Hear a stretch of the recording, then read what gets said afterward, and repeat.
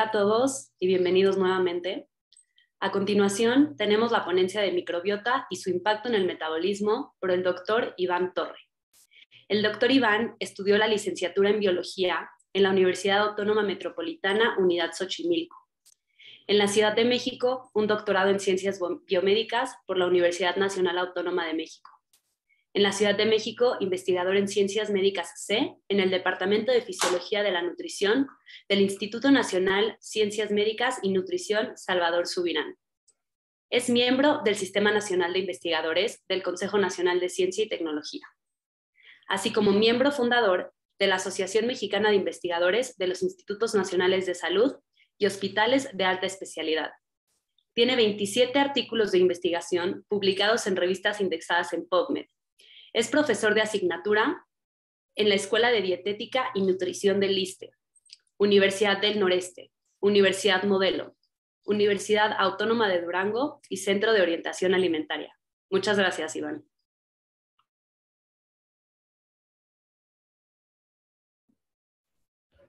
Hola, muchas gracias por la presentación. Gracias por invitarme a participar.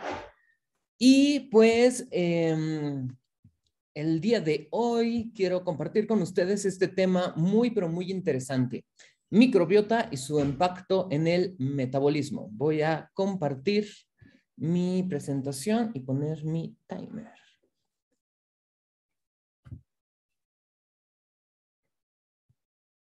Listo.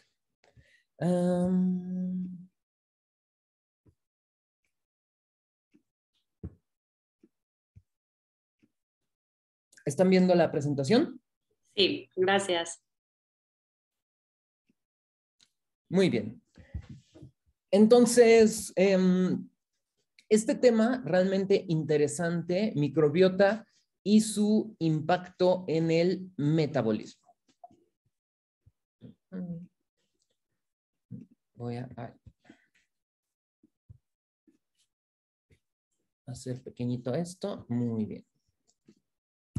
Entonces, el metabolismo son todas las funciones que llevan a cabo nuestras células, en el cual utilizan todos los componentes de la dieta para llevar a cabo sus funciones, como son obtención de energía para llevar a cabo todas las funciones biológicas, la utilización de los nutrimentos como bloques de construcción para hacer enzimas, canales transportadores, citoesqueleto o más células. Nuestro organismo está en constante recambio y por lo tanto es importante que diariamente estemos consumiendo bloques de construcción en los alimentos para poder hacer una renovación de células y que nuestro organismo mantenga la juventud.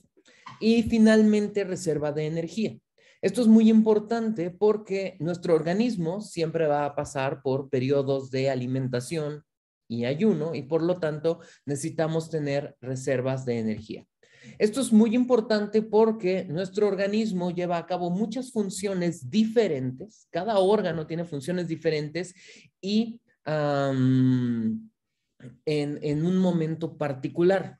Es decir, el hígado en el postprandio va a guardar la glucosa como glucógeno, la va a convertir en triglicéridos, el tejido adiposo va a guardar la energía en forma de triglicéridos y el músculo va a convertir toda la glucosa que consume en energía o en una reserva de glucógeno para poderla utilizar durante el ayuno.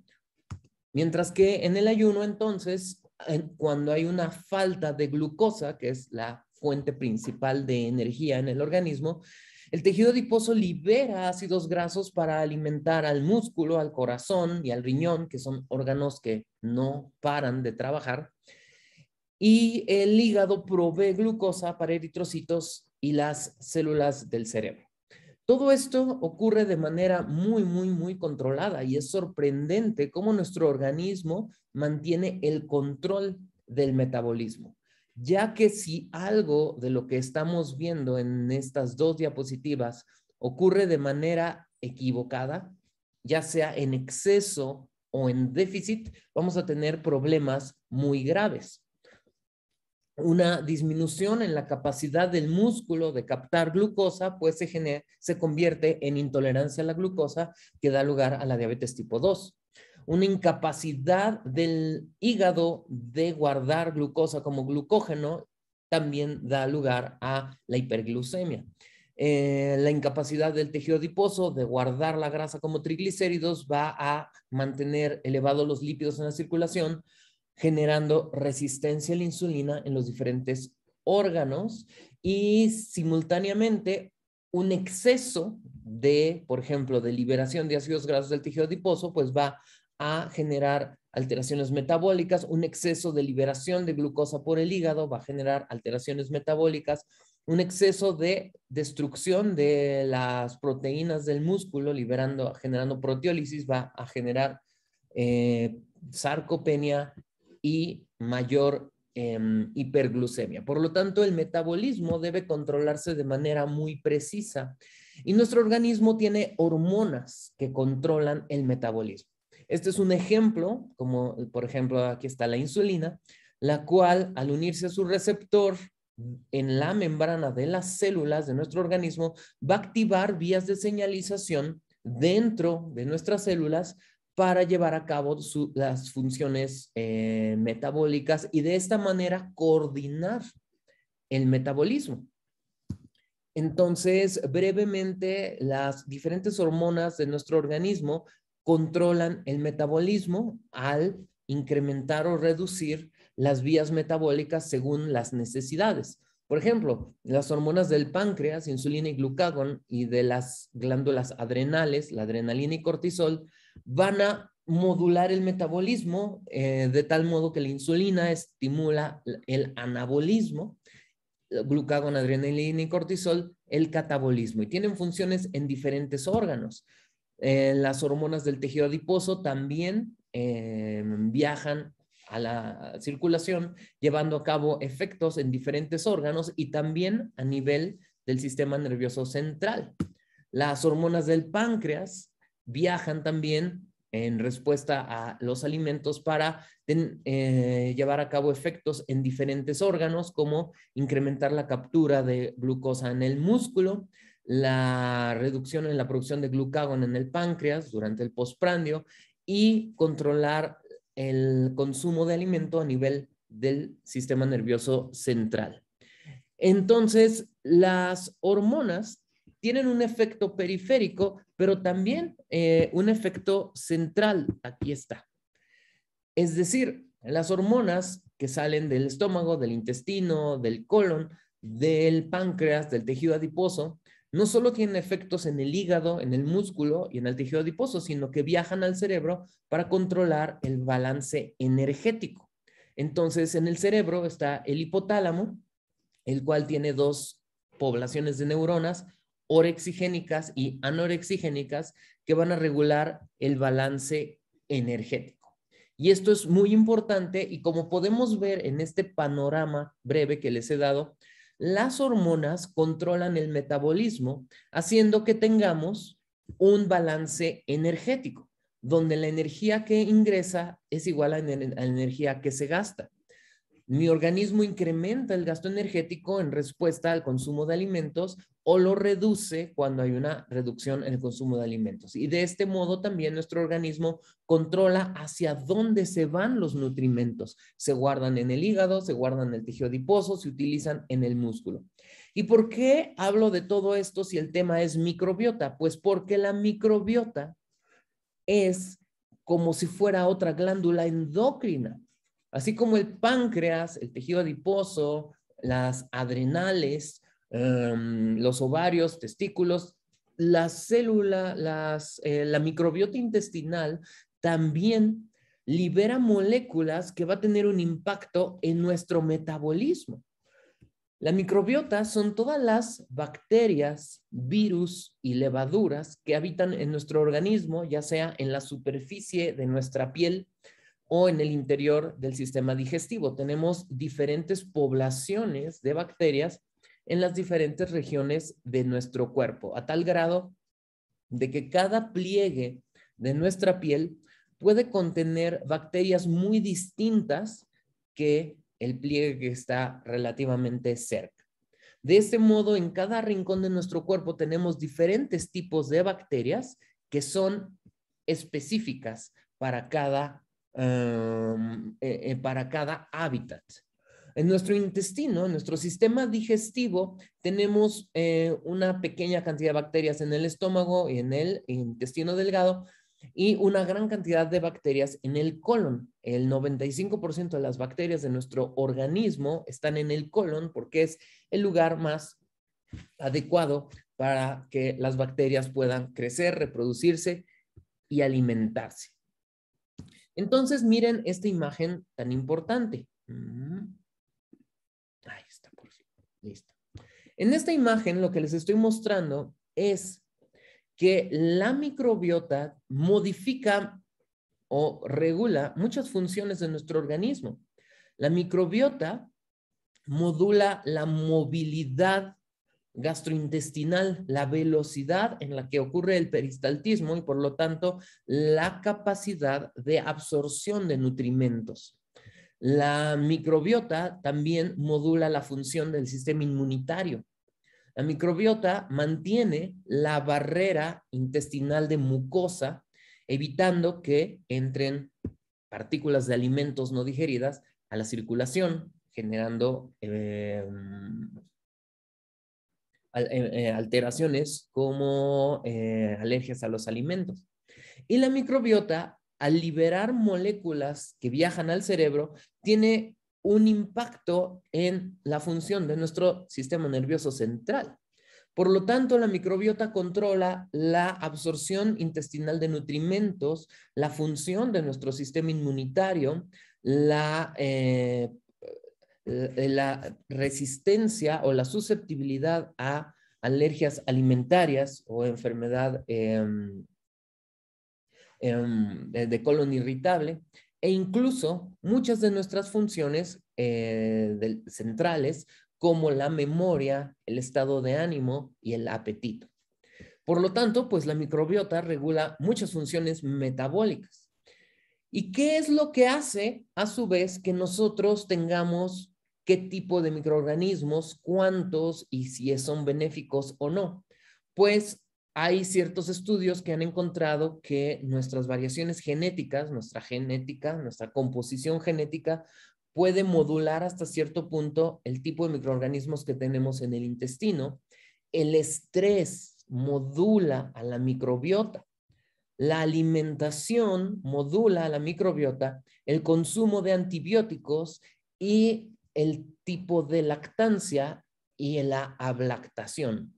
Incluso desde el momento del nacimiento, si es nacimiento por vía vaginal o a través de cesárea, desde ahí inicia la colonización de diferentes especies de microorganismos. Por lo tanto, la microbiota controla muchas funciones y es regulada a su vez por muchas cuestiones de nuestro organismo o que nosotros decidimos, como el estrés, la dieta, los antibióticos. Entonces, como les comentaba, la microbiota es como si fuera otro órgano endocrino, porque los microorganismos que tienen genes y proteínas diferentes a los nuestros generan metabolitos pues que nosotros no podemos hacer. Todas estas bacterias dentro de nuestro intestino generan moléculas que nosotros no podemos hacer. Y estas moléculas producidas por las bacterias, que se les llama postbióticos, estos metabolitos van a impactar la función de nuestras células, ya sea las células del intestino, haciendo que liberen mayor o menor cantidad de hormonas incretinas, modulan la función de nuestras células inmunitarias, generando más inflamación o mayor resolución de la inflamación, o incluso efectos a nivel del hígado, del tejido adiposo, del páncreas o del cerebro. Entonces, aquí vemos algunos metabolitos de la microbiota, como lipopolisacáridos, peptidoglicanos, vesículas extracelulares, ácidos grasos de cadena corta, como acetato, propionato, butirato, indol y derivados de aminoácidos, ácidos biliares secundarios, trimetilamina, carotenoides y fenoles. Todas estas moléculas van a unirse a receptores en nuestro intestino, receptores como receptores de membrana, como los TLRs, GPCRs, pero receptores nucleares como PXR, FXR. Entonces es impresionante cómo la microbiota libera una gran cantidad de moléculas con actividad de señalización que van a impactar nuestro metabolismo. Esto es importante porque nosotros modulamos a la microbiota, ya que la microbiota depende de lo que nosotros le damos de comer. Entonces, si nosotros, el tipo de alimento que consumimos, fibra dietética, soluble, insoluble, fibra fermentable, triptofano, ácidos biliares, colina, carnitina y fitoquímicos, pues esto, la microbiota los va a convertir en estas moléculas con un impacto metabólico. Por ejemplo, el consumo de fibra. El consumo de fibra las bacterias que tienen diferentes enzimas que pueden romper la celulosa y convertirla en acetato, butirato y propionato. Estos ácidos grasos de cadena corta producidos por el metabolismo de la microbiota intestinal va a unirse a receptores unidos a proteínas G, estos GPCR, que tienen un impacto en el metabolismo. Aquí estamos viendo que estos ácidos grasos de cadena corta van a activar a estos receptores. ¿Y qué es lo que pasa? Miren qué interesante. En las células intestinales, la activación de estos receptores GPCR por los ácidos grasos de cadena corta provenientes del metabolismo de la microbiota intestinal va a incrementar la liberación de estas hormonas incretinas como el péptido YY, el GLP-1, para tener un efecto metabólico como mayor saciedad, mayor sensibilidad a la insulina. En el tejido adiposo, estimula la liberación de leptina y adiponectina, mejorando la función endocrina de estas hormonas y la capacidad de almacenaje de grasa del tejido adiposo. El páncreas también tiene estos receptores que son activados por ácidos grasos de cadena corta, los cuales van a incrementar la liberación de insulina y reducir la de glucagón, manteniendo un balance energético de hidratos de carbono y lípidos. En el sistema nervioso central también tiene un impacto muy importante, ya que puede modular la función de las neuronas orexigénicas y anorexigénicas. Y finalmente, a nivel de las células del endotelio vascular, la activación de estos receptores por ácidos grasos de cadena corta pueden modular la presión arterial y diferentes funciones hemodinámicas, previniendo enfermedades cardiovasculares, aterosclerosis y diferentes eventos vasculares. Si no fuera suficiente, la microbiota libera estos ácidos grasos de cadena corta, pero también moléculas de señalización como indoles, como serotonina y melatonina generados por la microbiota, que van a tener un impacto en la función del sistema nervioso central. Esto es sorprendente porque la microbiota puede modular nuestro estado de ánimo, nuestra concentración, nuestra memoria y nuestro apetito. Podemos decir, no es mi culpa, es la microbiota. Entonces, les he comentado brevemente de esta función de la microbiota como molécula, como liberadora de señales, moléculas de señalización, pero quiero hablar ahora de la función de la microbiota sobre la respuesta inmunitaria y esta famosa e importante barrera intestinal. La microbiota, al liberar estas moléculas, va a tener un impacto en la función de nuestras células del sistema inmunitario, como los macrófagos, células dendríticas, linfocitos B y linfocitos T. Esto mantiene a nuestras células del sistema inmunitario en una función adecuada. Las células inmunitarias necesitan estar listas para generar inflamación cuando llega un patógeno, pero también listas para generar la resolución de la inflamación cuando ya ha sido atacado este patógeno. Si no hay una adecuada respuesta inflamatoria o al revés, no hay una adecuada resolución de la inflamación, vamos a tener muchos problemas. Y nuestra microbiota mantiene a las células del sistema inmunitario en un estado adecuado, es decir, inmunomoduladas para que puedan atacar, pero a la vez neutralizar la inflamación cuando ya esto sea necesario. ¿Cómo lo hacen? Pues por un lado, las bacterias liberan estas moléculas, pero también las bacterias son censadas. Hay diferentes células dendríticas y macrófagos que están constantemente censando la población de bacterias al sacar uno de sus bracitos, como haciendo un inventario. Y esto educa o mantiene alertas a las células de nuestro sistema inmunitario para que estén listas para atacar si hay un cambio en la composición de la microbiota. ¿Y por qué es importante el hecho del cambio en la composición? Pues porque tenemos bacterias benéficas y bacterias patógenas. Hay especies de bacterias que tienen un efecto benéfico en nuestro organismo y otras que tienen un efecto patógeno o inflamatorio. Entonces, podemos dividir a las bacterias como bacterias benéficas o simbióticas, es decir, hacen una simbiosis, son cooperadoras con la salud de nuestro organismo, o bacterias patógenas, es decir, generan problemas. Entonces, si nosotros tenemos más bacterias simbióticas y comensales, que son buenas, respecto a patógenas, tenemos un equilibrio inmunológico que se le llama eubiosis. Pero si nosotros tenemos más bacterias patógenas que van a generar inflamación, a esto se le llama disbiosis y es un desequilibrio inmunológico.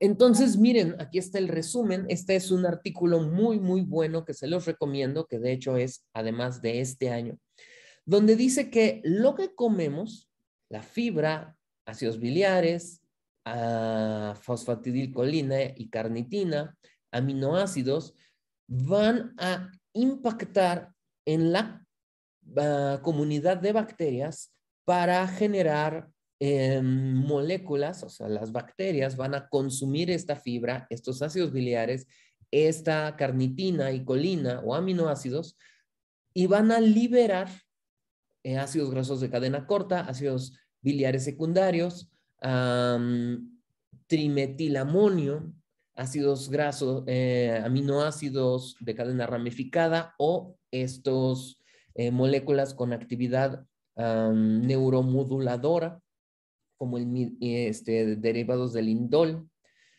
o como la serotonina y la melatonina. Y entonces, miren qué interesante. Las bacterias van a generar moléculas a partir de los alimentos que consumimos. Algunas son benéficas, como ácidos grasos de cadena corta, ácidos biliares secundarios, o no benéficas, como los lipopolisacáridos o el trimetilamonio.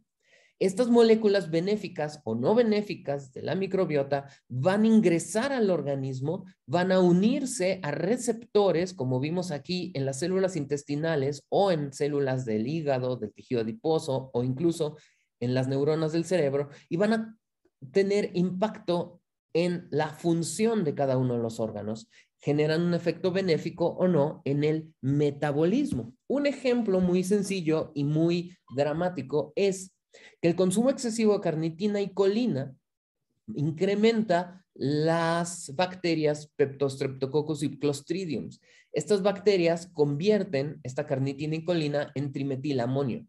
Este llega al hígado y lo convierte en TMAO, el cual es una molécula que se ha demostrado en muchos estudios que reduce el transporte reverso del colesterol y por lo tanto favorece la aterosclerosis. Entonces, la disbiosis, que es esta alteración en la composición de la microbiota, generando o incrementando las bacterias patógenas, se asocia con obesidad, diabetes, alergia, aterosclerosis, envejecimiento, Alzheimer, esclerosis múltiple, hipertensión, síndrome metabólico, enfermedades del hígado, cáncer e enfermedades autoinmunes. Todo esto es muy grave y es causado simplemente por la disbiosis de la microbiota intestinal. ¿Cómo es que ocurre esto? Uno de los mecanismos por los cuales la disbiosis genera todos estos problemas es, número uno, al reducir la barrera de mucosa que protege a nuestro organismo del ingreso de bacterias. En el intestino tenemos esta barrera de mucosa y las bacterias simbióticas, como la Prevotella y la Akkermansia, mantienen en condiciones adecuadas esta barrera de mucina. Cuando cambia la composición de la microbiota y empieza a haber más bacterias patógenas, se reduce esta barrera y por lo tanto hay permeabilidad intestinal, es decir, las bacterias y fragmentos de alimentos no digeridos por completo pueden ingresar a la circulación generando inflamación, resistencia a la insulina y enfermedades autoinmunes. Entonces, cuando tenemos homeostasis, es decir, las bacterias benéficas mantienen esta capa de mucosa saludable, liberan estas moléculas que mantienen a nuestras células del sistema inmunitario funcionando correctamente, vamos a tener homeostasis. Sin embargo, si tenemos bacterias patógenas que destruyen la barrera intestinal, destruyen a las células del endotelio del intestino, los enterocitos van a poder pasar a la circulación generando una bacteremia, liberando también endotoxinas que van a activar a las células del sistema inmunitario generando inflamación. Y esta inflamación es la que genera todas las complicaciones metabólicas asociadas al síndrome metabólico. Por ejemplo, las bacterias benéficas mantienen una comunicación con el con el tejido adiposo, haciendo que haya un balance en las células inmunitarias en el tejido adiposo, generando un estado de homeostasis. Si tenemos bacterias patógenas, como se observa en la obesidad, estas bacterias patógenas incrementan los macrófagos proinflamatorios tipo 1, lo cual va a generar mayor liberación de ácidos grasos del tejido adiposo, muerte de los adipocitos, lo cual genera acumulación de grasa en otros órganos y resistencia a la insulina. Por ejemplo, también la microbiota va a tener un efecto directo en la salud o enfermedad del hígado. La homeostasis, las bacterias van a liberar estos ácidos grasos de cadena corta y ácidos biliares secundarios que mantienen al hígado en condiciones adecuadas.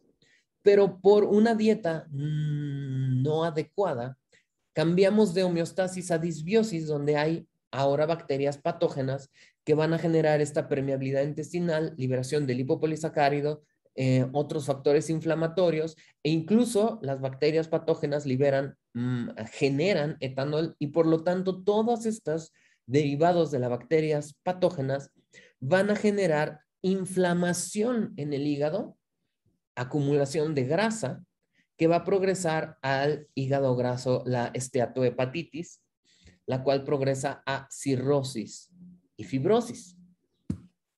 Por lo tanto, aquí vemos un resumen de todas estas diferentes enfermedades asociadas a la disbiosis. La microbiota va a alterar a través de metabolitos del triptófano, alterar diferentes células del sistema inmunitario generando enfermedad de colon irritable. Mientras que los ácidos grasos de cadena corta, al unirse a sus receptores en la superficie de las células inmunitarias, van a generar esta resolución de la inflamación. Los ácidos grasos de cadena corta y otras moléculas de las bacterias van a tener un efecto benéfico en las células inmunitarias, evitando, por ejemplo, la alergia a los alimentos. Pero la microbiota patógena va a liberar estos endotoxinas que se van a unir a receptores como los TLR y otras alteraciones en diferentes órganos.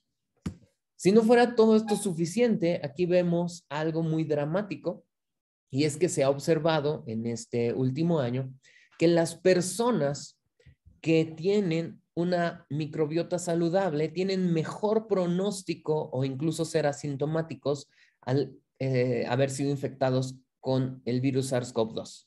Sin embargo, las personas que tienen una microbiota patógena normalmente tienen un pronóstico malo, generando pues todas las complicaciones de la COVID-19 y lamentablemente incluso pueden fallecer.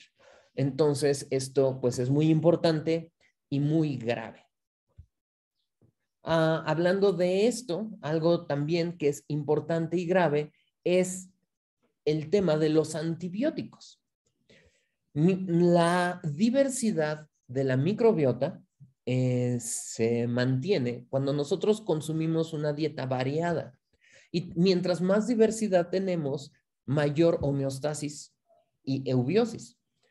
Por ejemplo, si una persona se infecta con este Clostridium difficile, lo más común es dar antibióticos. Tristemente, los antibióticos acaban con el Clostridium en la mayoría de los casos, pero también acaban con la diversidad de la microbiota. Esto es muy malo, porque mientras menos diversidad, mayor colonización de bacterias patógenas. Y esto es muy grave, en particular en estos 2 años que hemos vivido la pandemia de COVID-19, donde se ha visto tristemente este tipo de pésimas recomendaciones, donde una persona apenas sale positiva a COVID e inmediatamente le están dando una cantidad tremenda de fármacos. Aquí vemos una receta con 26 fármacos. Aquí vemos una que tiene A, B, C, D hasta la M. Entonces, y varios de estos son antibióticos.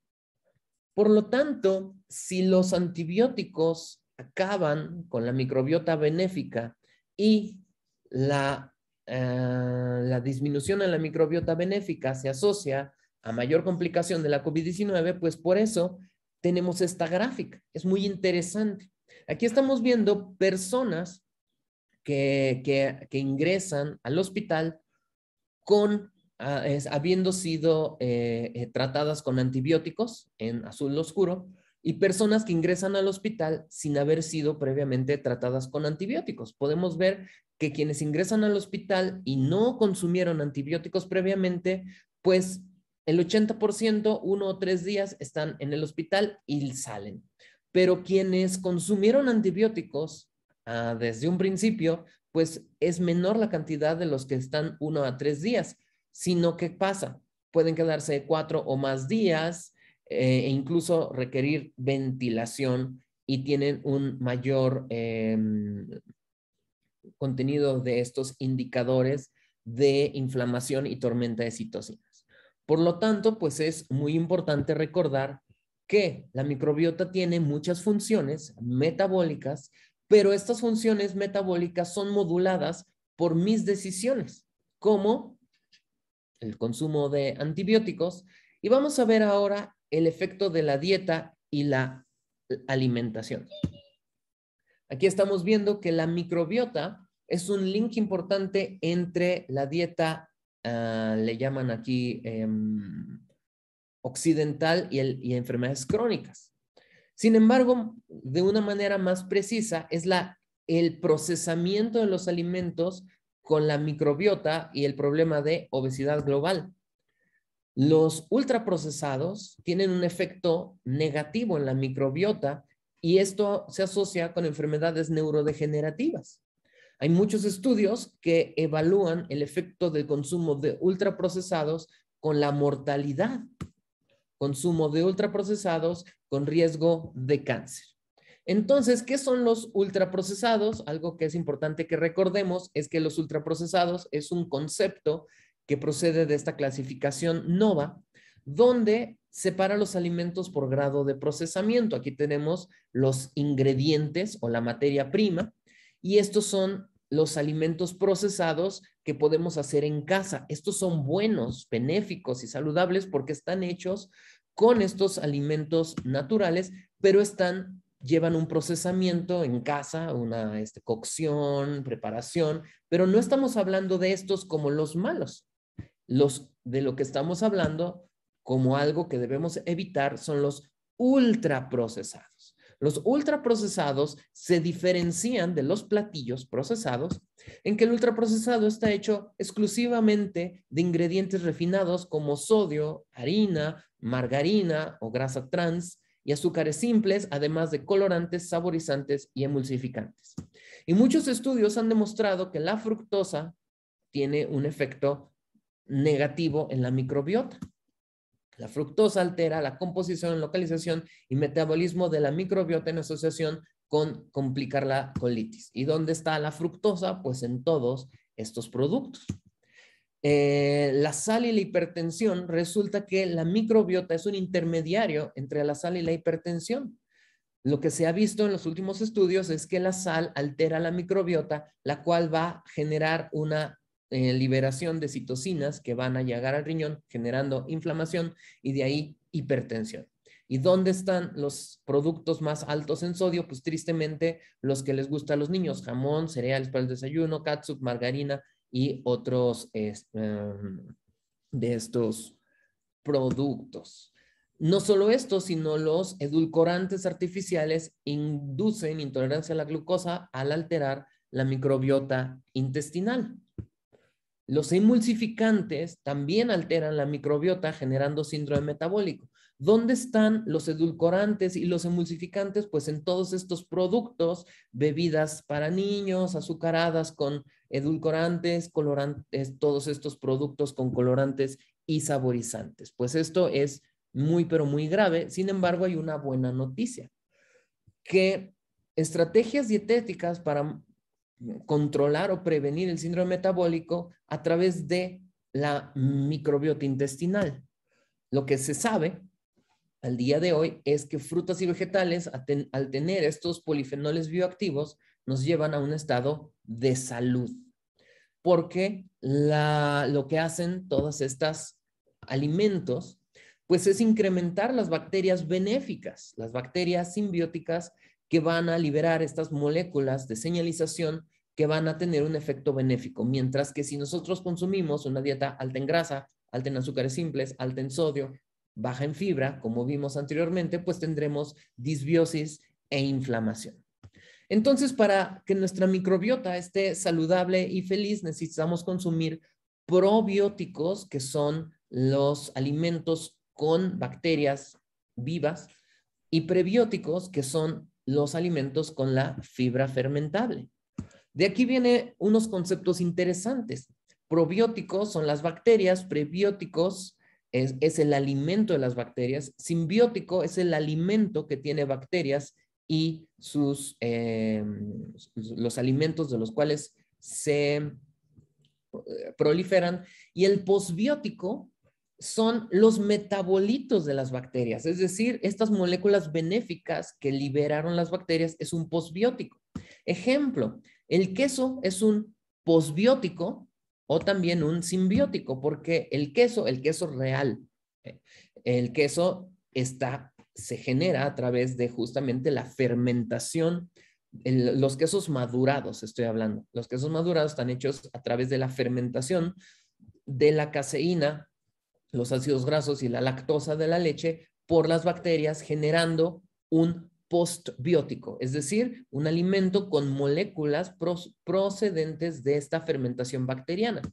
La kombucha también es un postbiótico, es un pre, pro y postbiótico que tiene todas estas moléculas producidas por las bacterias. El kefir, pues es un alimento fabuloso, o búlgaros, tienen numerosas bacterias y levaduras que van a tener unos efectos benéficos, y miren esto: kefir en la prevención de obesidad y síndrome metabólico, mecanismos de acción del kefir en enfermedades cardiovasculares y metabólicas, kefir incluso con propiedades anticancerígenas.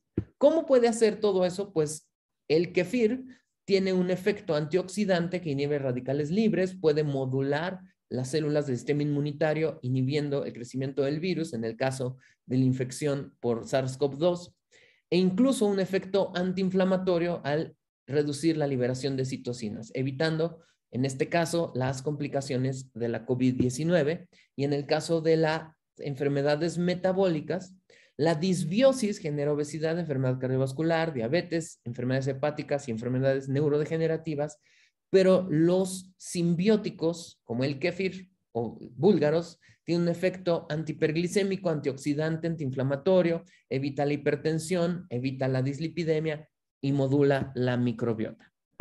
¿De dónde empieza todo? Pues podemos empezar con la lactancia. La lactancia es el mejor modo de tener una mayor diversidad de bacterias simbióticas. Aquí estamos viendo que un niño alimentado con fórmula láctea tiene muchas bacterias patógenas como el Clostridium, mientras que los niños alimentados con con lactancia materna, pues van a tener una microbiota diversa y saludable.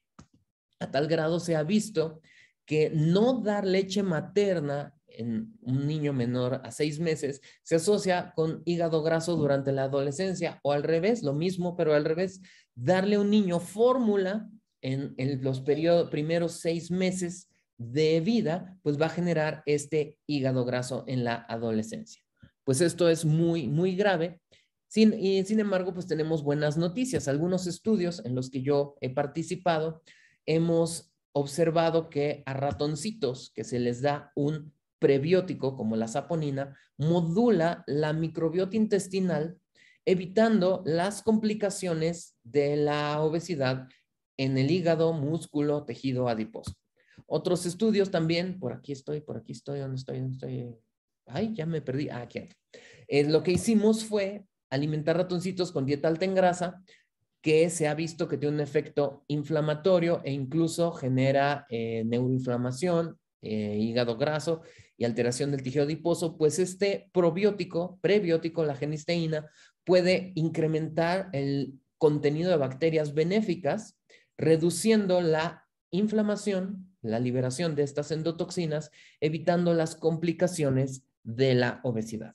Por lo tanto, el resumen de la charla de hoy, para terminar, es que tenemos una pirámide de la microbiota intestinal donde si comemos una gran cantidad de frutas, verduras, cereales de grano entero y menor cantidad de productos ultraprocesados, pues vamos a tener una salud metabólica desde la microbiota. Pero si nosotros consumimos un exceso de azúcares simples, ultraprocesados, y muy pocos cereales de grano entero y muy pocas frutas y verduras, pues esta es la pirámide de las enfermedades crónicas que dan lugar a resistencia a la insulina, hipertensión, enfermedad cardiovascular, enfermedades neurodegenerativas, diabetes tipo 2 y también, tristemente, las complicaciones de la COVID-19. Por lo que el resumen de cuál es la mejor dieta para la microbiota, pues es esto. La dieta de la milpa, que se basa en alimentos naturales, locales, baratos, frutas, muchas verduras, cereales de grano entero, también sus productos de origen animal, claro que sí, sus lácteos, sus algunas fuentes de hidratos de carbono simples en pequeñas cantidades, pero realmente es sin ultraprocesados. Pues eso es todo, espero les haya gustado esta charla. Estas son mis redes por si gustan seguirme en alguna de ellas y pues con mucho gusto contesto preguntas si las hay. Excelente, doctor Iván. Muchas gracias. Vamos a proceder con unas cuantas preguntas. La primera es si se puede llegar a esta homeostasis por medio de suplementación con probióticos. Sí. Sin embargo, la microbiota requiere una suplementación constante porque que un día o una semana yo me consuma mis suplementos de prebióticos o probióticos va a cambiar mi composición de la microbiota, pero el día que yo dejo de consumirlos, pues ese día regresa la microbiota que yo tenía anteriormente. ¿Qué gané? Nada. ¿Qué perdí? Mi dinero. Por lo tanto, el objetivo de entender a la microbiota es que lo que yo vaya a hacer para tener una microbiota saludable debe ser una estrategia que yo esté dispuesto a llevar el resto de mi vida. entonces ya depende de cada quien. Si una persona está dispuesta a gastar su dinero en suplementos el resto de su vida, adelante. Sin embargo, la alternativa que yo les ofrezco, que es comer frutas, verduras y cereales de grano entero, se puede llevar el resto de la vida sin mayor problema. Perfecto, gracias.